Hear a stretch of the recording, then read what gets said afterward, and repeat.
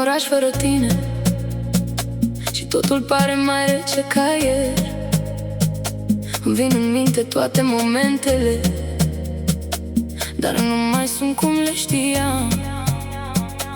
Nu te mai caut în mesaje, dar te găsesc mereu în vis. Și deși spun că sunt bine, încă mă pierd ca într-un labirint. Și încerc să merg mai departe, dar ceva mă trage înapoi. Încă simt aceeași noapte, când eram doar noi doi. Și amintirile mă dor, când noaptea cade peste noi. Te văd în fiecare nor, dar nu mai e nimic înapoi.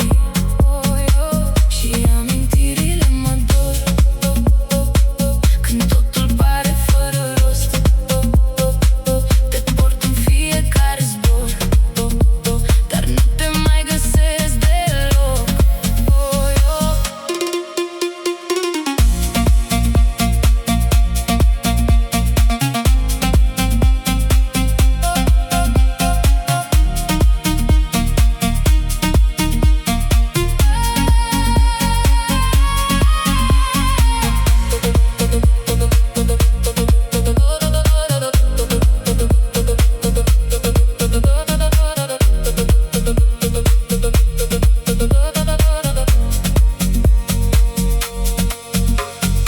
Am încercat să uit de tine, dar orașul nu mă lasă deloc. În fiecare lumină aprinsă te regăsesc din nou în loc. Și chiar dacă timpul trece, nu schimbă nimic în mine.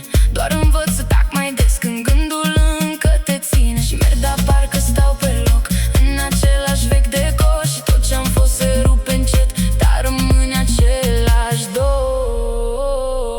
Și amintirile mă dor, dor, dor, când noaptea cade peste noi doi, doi. Te pierd, dar te aud în cor, în tot ce